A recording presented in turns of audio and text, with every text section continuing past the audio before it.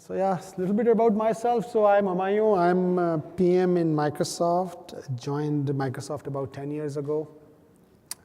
First 5 years in Office Communicator / Skype Group, and then eventually ended up in Azure now and working in the Azure Compute team. Primarily working on build outs of new DC, new regions, and the new government clouds. So looking at all the explosive growth we have seen recently. And as part of that, we use PowerShell a lot. So I'm a big user of PowerShell, big believer in it. I'm not in that team, but I'm presenting it on their behalf because I have bugged them so many times. They said, okay, you go and present it. Okay, and in terms of background, it's good to be back in Chicago. I landed it in Chicago about 12, 13 years ago when I first time landed in US to go to my grad school, 2 hours south of here, Purdue. Any Boilermaker here in the audience? Oh, we have few, good. Probably sync later on there. Yeah, what's going on with the football team, man? Something happened after Drew Brees. I don't know what happened. Anyways, so yeah, let's start off. So PowerShell, very important tool provided by Microsoft for a lot of configuration, and it has gone through a lot of evolution in the recent, recent is a very subjective term, like in the last 10 years or so. And we will drill, this is a 200 level session, so we will drill it a little bit deep, a little bit into the PowerShell code just to show you the new and latest thing the PowerShell is doing now. And again, if you have any questions, please have them in the middle of the conversation. That will be easier. It will be more interactive rather than me just saying everything and letting you guys go to sleep. So, okay, you probably have seen this slide a lot. In terms of Microsoft cloud philosophy, we are built on top of security. That is the foremost, like the biggest pillar we have. If we compromise on security, we are not in business. I mean, just as simple as it is. People, and especially enterprises, have their trust on Microsoft, and we want to ensure that we carry on that trust. And we want to do something called software-defined data centers rather than hardware-defined ones. So, which means that if things change in the cloud, changes in the cloud world, we should be able to adapt. So, we have defined things like software-defined networking. You probably have heard about it. So, all these things we want to do is do it in the software. And we have a cloud-ready application platform as well. And this is probably a common slide I think you have seen in other talks as well. So, now let's begin with PowerShell. In the beginning, when we started Windows, back in Windows NT, there was no PowerShell. Everybody was either using the DOS batch commands or Visual VB scripts to control their machines. So there was a strong desire to have something that you can use to configure your machines and other things. So PowerShell came into existence with the enterprise Windows 2000 server. At that time, it was very basic. It did some very basic, about 20 or 30 commandlets or something like that, and it was just very basic. But at least that was a good beginning. We supported at that time scripts were supported, and so you don't need to have your own batch files and other things. We call this era as the enterprise era, where enterprises were deploying 30, 40, 50, 100 servers, not a data center sort of a scenario, more of a enterprise deploying some smaller number of servers. Then came the data center era where big enterprises say, okay, instead of me deploying 100 machines in my lab, I want to deploy it in a dedicated building somewhere outside of my main corporate headquarters. And that's what we call the data center era. And PowerShell, with that time, came with Windows 2008 and 2012. It became almost like a full-blown support. But again, it was lacking some things, and that's where we call cloud era now, where PowerShell is actually ensuring the cloud success and ensuring that people can deploy their software very quickly in the cloud, configure it very quickly in the cloud.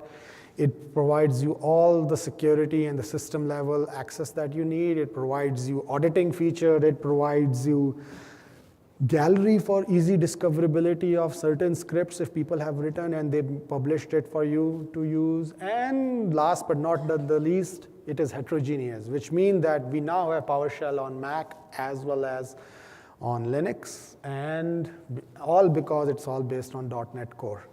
And I'll go into those details or the demos of that. So whatever scripts you are running in PowerShell on your Windows machine, as long as you are remaining within the .NET Core framework, you will be able to run them as is in Mac and Linux. And that's what I will be talking a bit about. So PowerShell, what do we think of PowerShell? We think of PowerShell as a glue.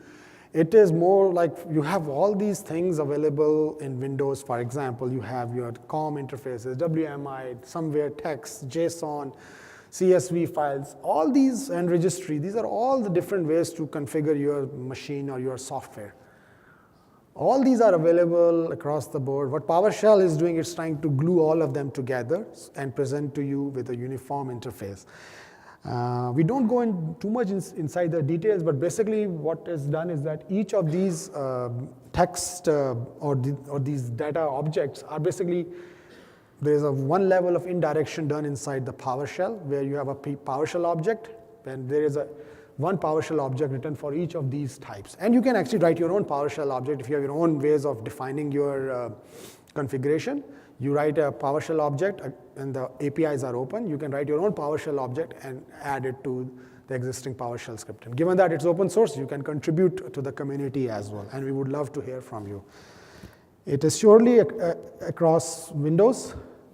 So let me actually go into the first one and do a demo here, which will show the power of PowerShell, how it is using the different interfaces to take the data in and give you some valuable out of it.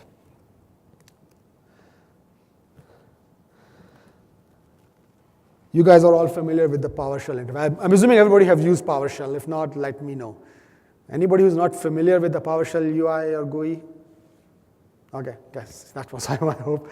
Okay, so this is basically, this demo is basically going to show you that how these different data type objects we can take in and drive business value out of it just by looking at PowerShell as itself, not doing any cloud work or anything, just by PowerShell as itself. And I actually use this one for my own job as well, very much in Microsoft. I mean, any scripts I need to write, my first choice is always PowerShell. It's fast, quick, and it gives me everything that I need. So for example, Microsoft recently, as you know, is a big supporter of open source. So let's see. So this is the invoke web request. Are you guys familiar with this? Okay, great. So invoke web request, what it does is that we just take it, and now let's see what is it inside this object that we received. Okay, it has some parameters in it, but let's see the content in more detail and see what it is. And as you can see, this probably is a JSON for us. So it's coming from REST API as a JSON, and we can then go inside and look at the get member to find out what are the type of elements and type of functions that I can use. So you have the list of it. You can clone, you can copy, and all those things. But let me do that. Given that it's a JSON, I can probably do convert from JSON as well. You guys are familiar with this function? Okay. So all it does, it basically is, so let's just go into that.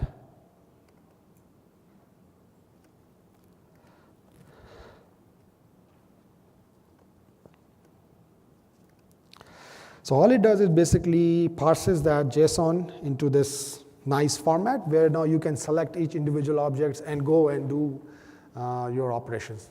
I mean, you have to go through like 5-6 commandlets to achieve that. We were looking at this and we found out that a lot of people are using it in that way. So we said, okay, let's shrink it down, reduce your time by doing it in a single commandlet, and that was done through this invoke REST method.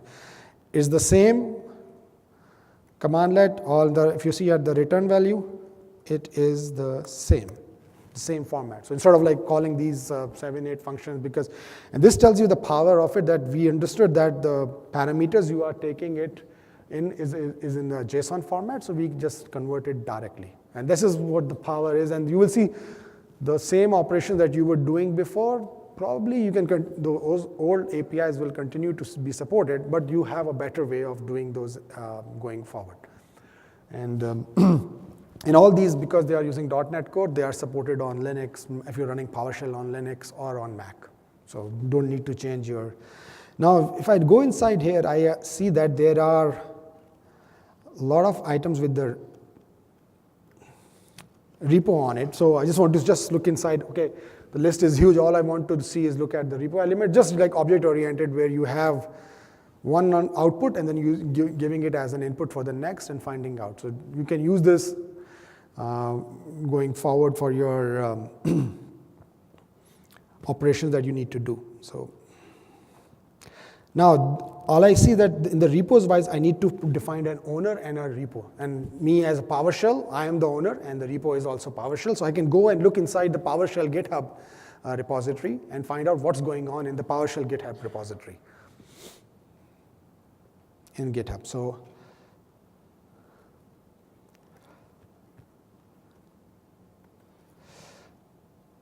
and let's say I'm interested in the issues that are currently reported. So these are the different ways I can extract the issues. So it's not only, it's a glue, it's also a discoverable glue. You can find out, okay, dig deeper and deeper into it, you can find more and more about the data that you are looking at. And now, by the way, IRM is nothing but invoke REST method, just to make sure that we are all clear here. So now let's look at all the issues we have here, and maybe there are a lot more issues. Let's see how many issues we have here. These are the issues reported by our people, and the list is huge. I mean, the list will go on, and probably is much harder to parse it as well. So now this tells me that, okay, I'm able to look inside it, I'm able to find out the issues, so I'm able to dig to the next level, but now I'm stuck with the list is huge, how do I parse it? And now, secondly, most of these items occurs in pages as well. You have issues / page 1, page 2, page 3, and then it goes on and on. So I need to have a more recursive method to extract the list of all the issues. And that's where the scripting power of PowerShell comes in, where all I did was that I wrote a script. And again, all these scripts are available. People have written it, or other people would have written it, so you can use them. So this is a script. All it does is that it gets issues from the various repositories of PowerShell, and you can, basically the magic all is in this line. But all you go is you go page by page and you go into issues by issues. And again, this is available on GitHub. I can show you the link later on. So let's just load this script and see how it goes. So this,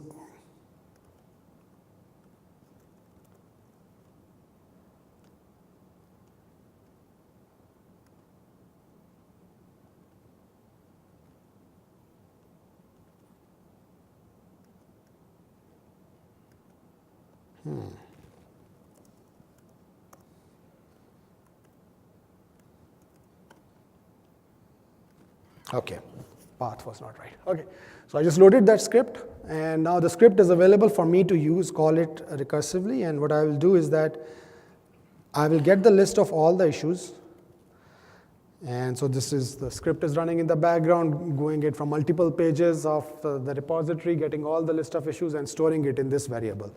Now let's see how many issues I have. So let's just see the count of issues. So we have about 584 issues. So just by like looking inside this, you can just, you didn't write any program. All you did this whole script in PowerShell, and you can present to your developers, okay, in your GitHub repository, these are the number of issues we are seeing. You don't need to write a big program for it. It's just 4 lines of code. First you do invoke REST method, and then you just get the issue count. And then obviously you can print those issues for your developers and other things, and with the get member, you can find out what are the elements it has. So it has all these properties. I can see a repo link there and all other links there. More important thing is that I can sort, given that issues is a, if I go up here, there is a comment field, comments, and which has a property of an integer, which means I can sort those comments as well. I can put them in a tabular form. I can combine those comments, and I can present them in a more consumable manner to my end users. So for example, I'll just look at the top 10 comments. Okay,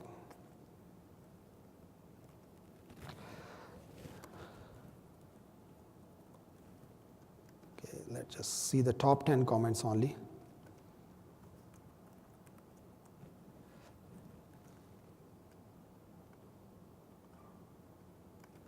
So this is the top 10 comments that people have put in PowerShell GitHub repo, and those are the thing that our devs in the PowerShell team will be looking at them and sorting it out. What do we do from here?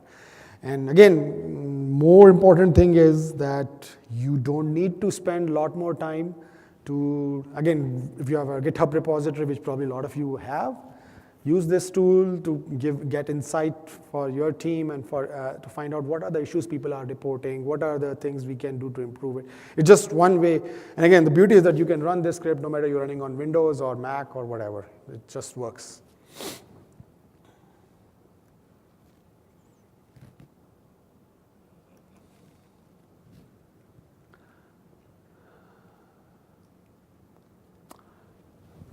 I would classify PowerShell into these three major categories. It provides you power. You need to do a lot more complex thing that you were asked to do, say, 5 years ago. You have hundreds of VMs probably running, or thousands maybe, and you have to control them.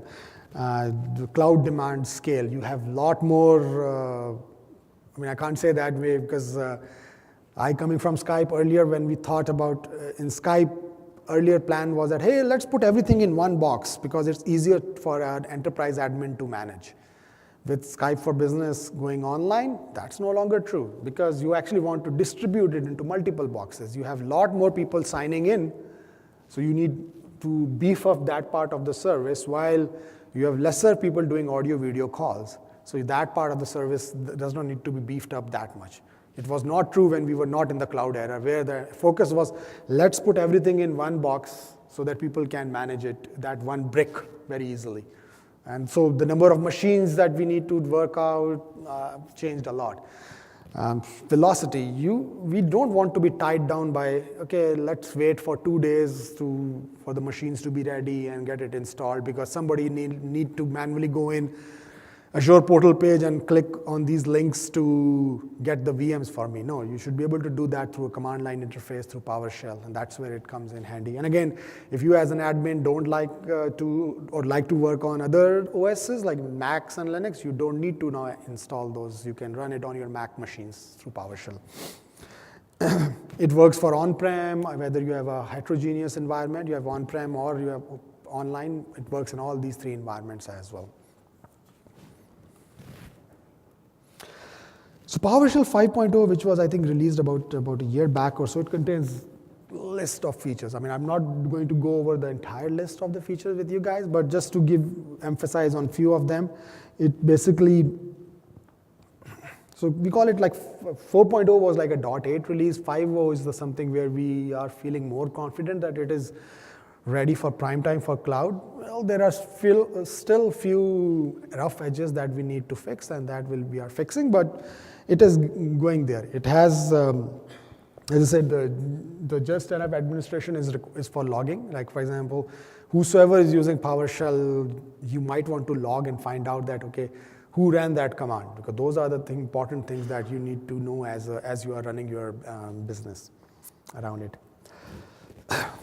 For example, you don't want to, my favorite feature is this archive commandlets or unzipping it, for example. You don't want to download an exe or some file somewhere else and then unzip it through some other tool and then run it. Why can't I unzip it through commandlet? And that's what the PowerShell 5.0 is actually helping me a lot. You download certain things from the internet, which are in .zip file, you can unzip it and run it through the command line. Another important thing for me, which I found to be very useful, is the classes support. And then I'll demo it to you, where you can do a little bit of system programming already inside PowerShell. You are all familiar with object-oriented programming, I guess, right? So you can declare classes, you can declare functions in it, and then you can start using. I'll do a very small demo of it. So, and again, any PowerShell objects that we are using, you can use it as part of a class as well, and then you can do a lot more richer features than that. So let's just go into a classes demo here and see how we can achieve that. Okay.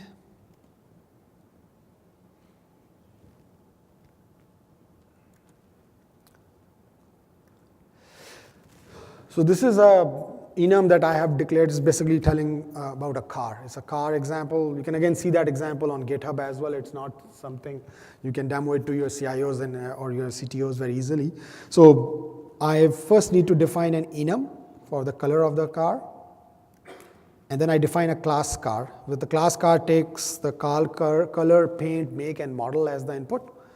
And the constructor basically takes these variables and puts it in this object. And then you can write your own functions. And there I'm overwriting the toString function here.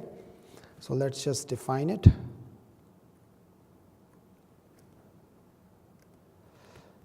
Okay, and now if I want to declare a new class, I just do this, and okay, I don't know whether you noticed that or not. The return method is something new that we have defined recently.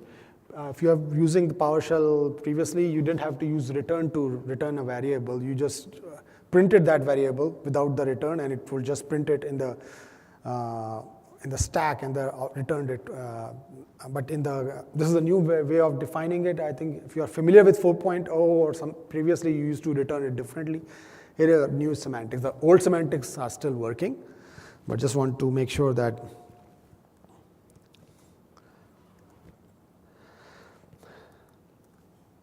and this add toString function which we overwrite, all it did was that it just paints the car name in a easier manner. So it just puts everything in one string. So then anybody who is using this class of car and he does car, whatever the object he has defined and convert it to a string, he gets it in the format that you want rather than what the default format is.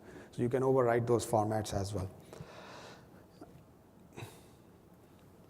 You can do functions as well. So it's just the same way. The classes that you have defined will work the same way. Again, it's just starting off, it's not fully there, but again, if you do any object-oriented programming in PowerShell, the fact that the PowerShell is supported in Mac and Linux, your code will just work on Mac and Linux as well. Because internally what it is doing is creating its own PowerShell object and doing it, all the classes within that. Okay.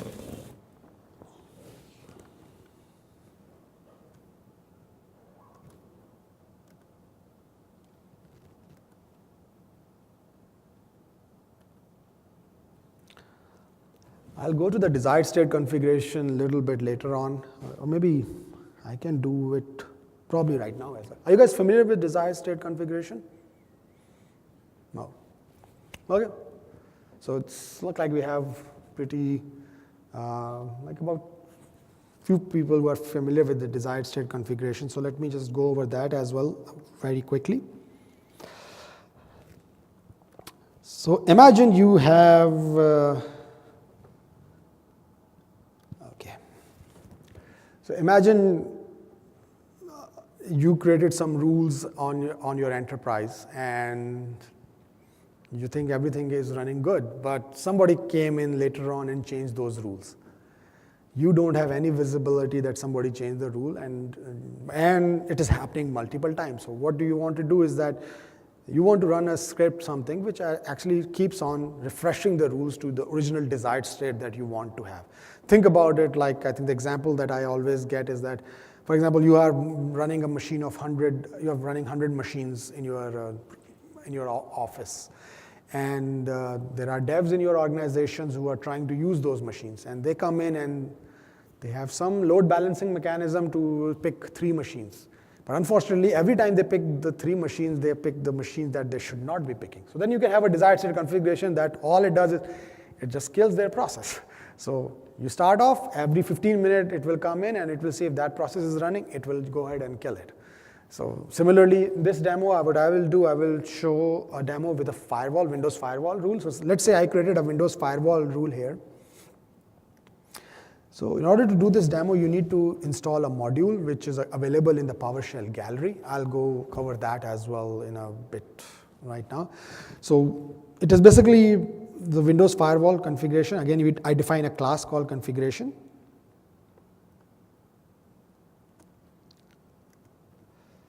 Okay, so if I go inside my control panel here, Windows firewall, advanced setting,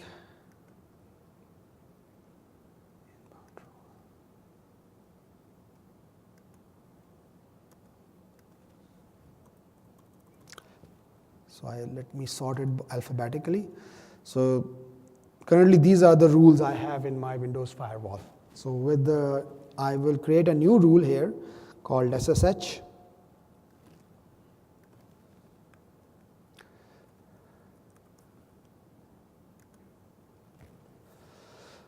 Okay. So I will start the desired state configuration with a new rule called SSH. The name is SSH, as you can see. And let me just, I'm just doing it in a verbose manner so that you guys can see what is going on in the background. So now if I go here and refreshes it,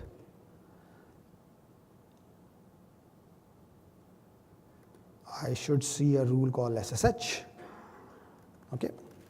So now this rule is created with inbound port and outbound port as 22. Now somebody with fat fingers goes ahead and modify this rule on his machine to say 23 or whatever. Apply.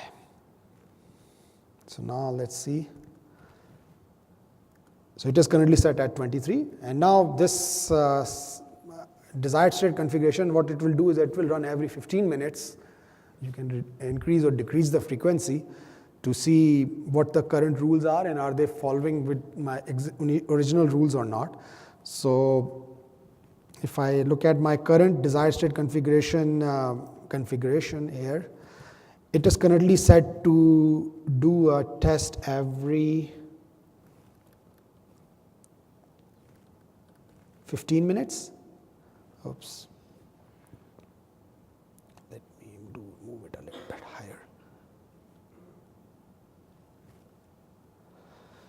So it is set to do a test every 15 minutes, and currently it is set to apply and monitor. You can change it to apply and I think change as well. So right now what the rule is that it will see if there is a violation, it will just log it into a file. But you can say apply and change as well, which means that if it sees a violation, it will go ahead and change it as well. So what I will do right now is that instead of waiting 15 minutes and others, I'll just run the command, which actually will be run every 15 minutes by default.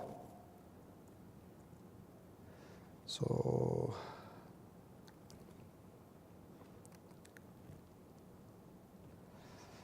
okay, so let's go back into our firewall rules. We can probably see let's just first see the output here. You probably saw this one. So it found out that somebody changed it from 22 to 23 and it does not match, and it will go ahead and update it. And if I refresh it,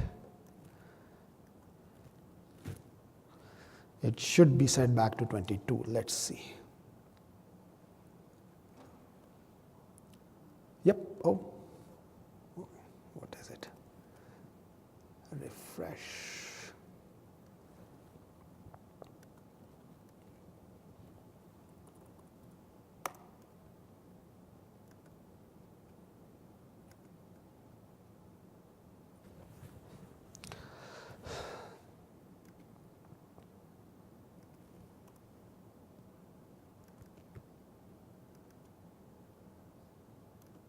Okay, it's set back to 22. So,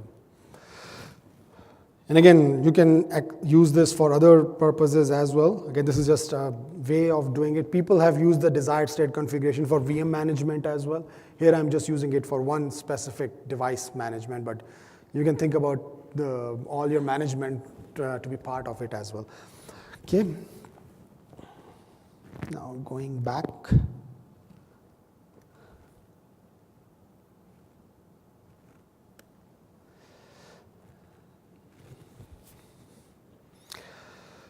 Another thing which is recently provided by PowerShell as part of it is the logging or the administration of like commandlets to find out who ran that command, when was that command run, like a logging of it, so that if you want to find out who changed the configuration of my device, you can go ahead and find it out as well. Last but not the least is PowerShell Get and PowerShell Gallery. If you write a script that you feel like is good for the community, you can submit it to the gallery, and you will be able to, others will be able to take it from you and use it in their enterprise and contribute it and whatever. So I'll show you what we currently have in the gallery. People have been contributing a lot, And I'm not sure whether people here have contributed as well or not, but feel free to contribute, take the resources from there. Most of the scripts that you're going to write, you will probably find that there is already a starting point available in these galleries. So start from there. If you don't find anything, reach out to the community that we have set up. I'll show you the links later on, and you will be able to find your answers from there. So let's just go into the gallery right now. I just want to show you the gallery. So, okay.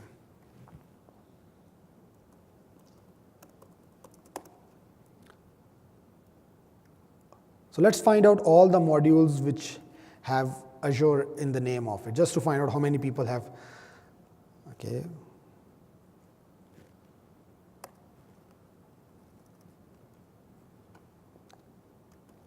So it will take its time to fetch all the module with the name Azure in it. And so we have it, and now just showing it in a better format. So you can see all these contributions, some made by Microsoft, some made by other people outside of Microsoft related to Azure, the different scripts that we have that you want to use for your purposes. And we can even look at the one made by Microsoft as well. We can look at the one modules which were made by PowerShell team specifically.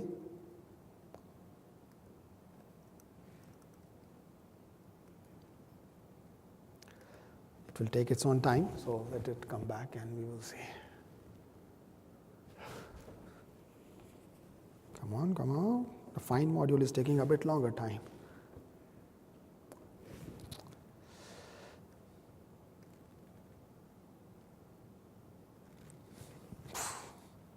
Okay.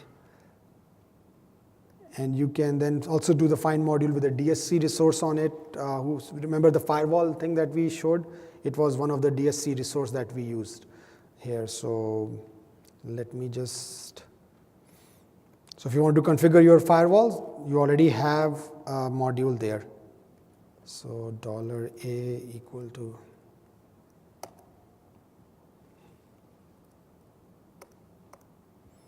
so this was all the DEX networking that we were using was already there. So you can look at, this was the firewall one. So again, go through that gallery, see if there are already some scripts available that you want to at least start with. It will give you like how to start with, and then you go ahead and modify them. And if you feel like whatever you have done is good enough for the community to be used later on, contribute it back to the gallery. And again, that's how you build your repo in that community of the people. We can also look at the modules which have Linux in it. So people who have contributed for Linux, you can look at those as well. It's just starting off right now. It's not there yet, but we will see how many people have contributed for Linux. So,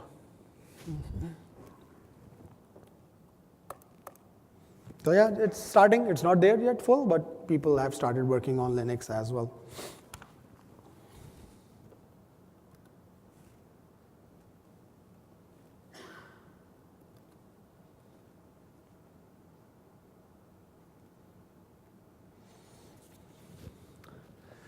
Yeah, so overall, I think in August, we found 4 million downloads were there and 500,000 were contributed in that August alone. So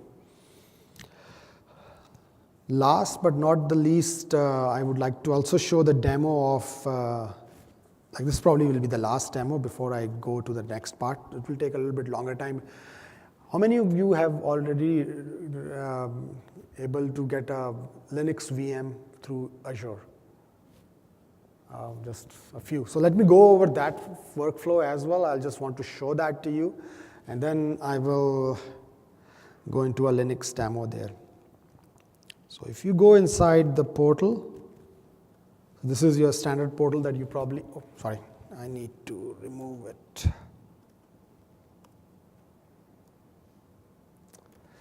Okay, so this is your standard Azure portal. I'm pretty sure everybody is familiar with this portal. So all you do here is go inside new, and let's say I want to pick an Ubuntu. server. Why not?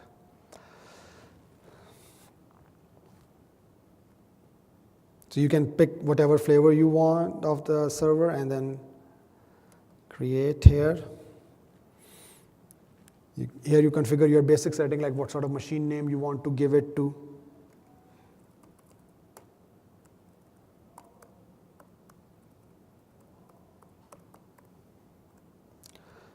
What sort of hard drive you want to use, what is the username you want to use, and let's just give it any password right now.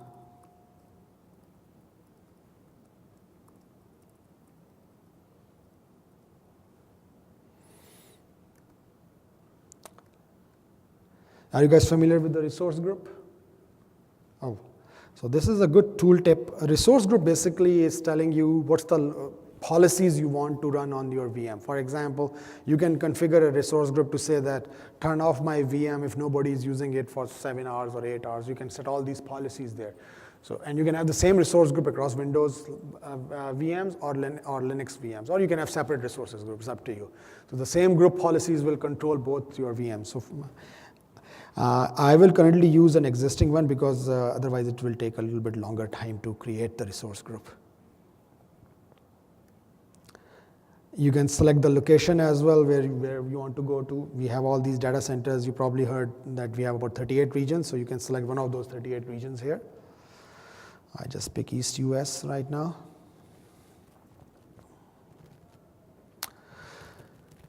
Next, you can choose the size of the VM, and each VM size will come with its own cost. So whatever, let's just pick the first guy here.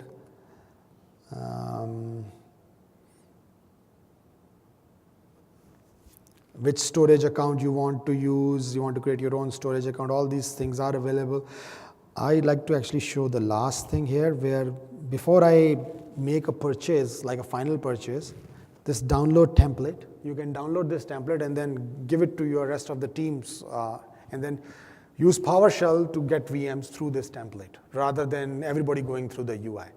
That helps save a lot of time, and you control which VM sizes your people are using. You can control it through other mechanisms as well, but that probably is the most easiest, the easiest of all. I think it's to go through that workout. You click OK, it will go ahead and create the VM. I already have created a VM for us, so let me just go into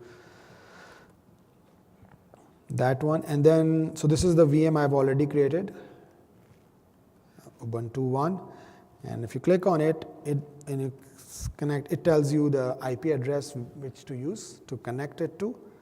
And I already have it, so you do whichever your SSH client is, you can use your favorite SSH client. I am using, so just SSH to that machine, and now you are in that machine. Now again, all I did so far is that I got a pure Linux VM without anything running on it. Now how do I get PowerShell on it is the starting point. So first we need to install these, and all these instructions are available, I think, on the GitHub. I will show you that as well a little bit later on. So these are certain files that are required to unzip, and obviously one important command to always run is to ensure that you have all these up to date, all the libraries are up to date. So let's just ensure that, see, if there's any package update required, we should do that. And now this is the command we will do, the wget, to get the PowerShell from GitHub, and it is getting PowerShell from GitHub and installing it. So first it got the one, now it's second is it installing it. So again, that's it. These 3-4 commands, you get PowerShell into your Linux or your Mac boxes. And all you do is say PowerShell, and you are now in the PowerShell.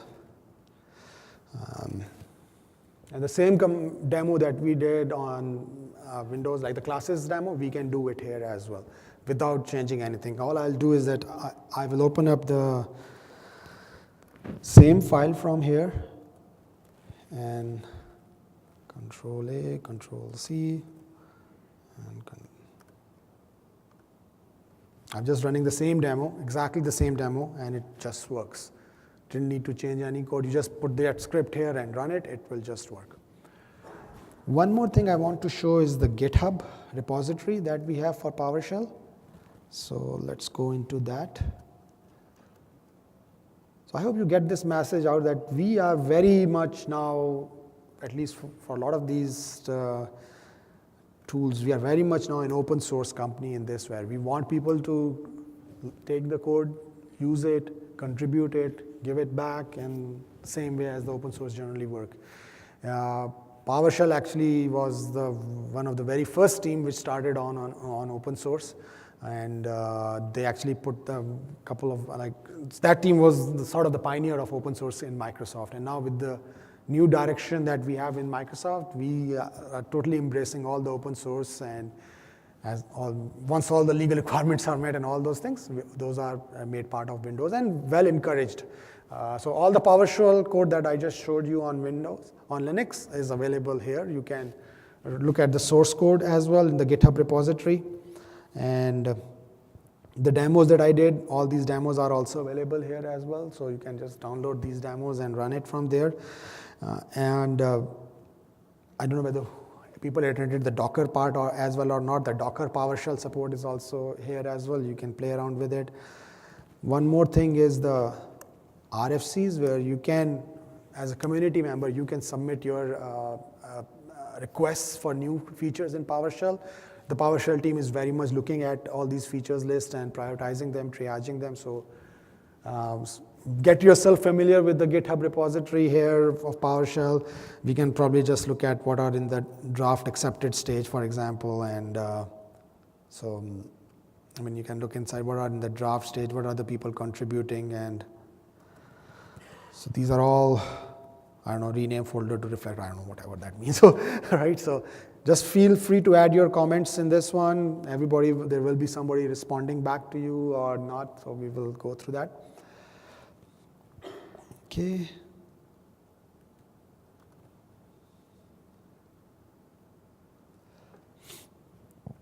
Important thing. So what does this whole thing mean? It's not that we are asking, for example, let's say you are already a Linux shop and you are using your own mechanisms to manage the machine. We are not asking you to throw away all those tools that you have done. No, keep them running, but in parallel, look at the new opportunities and the new areas where you see PowerShell useful and try to see where there is a match or not. It's just like, it's not like, hey, throw away what you have done and start fresh on PowerShell. No, it's just yet another tool for there to help you out. And we think that once you start using it, get familiar with it, you will find it more useful than others. Obviously, if you have your old batch files of DOS which are still running, sure, go ahead, keep them running. But there will be a time that you'll find the limitations of it. And with PowerShell, you will not find those limitations there. And this is the same stack. You will be able to do easy transition from on-prem to the cloud, or the same interface, you will be transitioned from on-prem to the cloud. There is an Azure way of managing all the Azure VMs as well through PowerShell. You can do all those things by doing this way. The important thing is that we need to realize that I just showed the demo of things running in Windows and in Linux. How did we achieve that? It was basically achieved by writing everything in the .NET Core. As long as you are in that boundary of .NET Core, everything that you have in PowerShell will work cross-platform. Or as long as you are using REST APIs, like invoke REST method, which is calling some REST API over the internet to get some information, those things will continue to work in the cross-platform manner. Or in some cases, if there are already native binaries in those platforms available, then the things will work. Yeah, but there are cases where things will not work. At that, we have all these platform level switches available that say that, oh, only run this command on this version of Unix or this version of Windows. You can control that as well. But again, it all depends on your needs. If you are again remaining in this non-platform paradigm, things will just work. But if you're going inside a platform-specific paradigm, then yeah, you will have to adjust accordingly. The good thing is that the tools are available, and again, eventual goal is that yeah, there should not be any platform-specific things, but we are not there yet right now. And the biggest thing is contribute in the open source community. Use your existing resources which are available in the tech community. I probably will have this slide up. which has all these links there. So the techcommunity.microsoft.com is a great resource for you guys to pose any questions or anything. That will be, I think, very useful. If you have any questions and any architecture question, any question on PowerShell or anywhere else, this is a great forum to reach out to.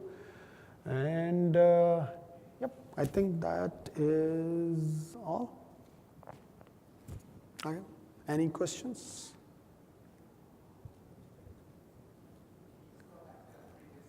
Oh, I'm sorry. Okay. This one? Okay.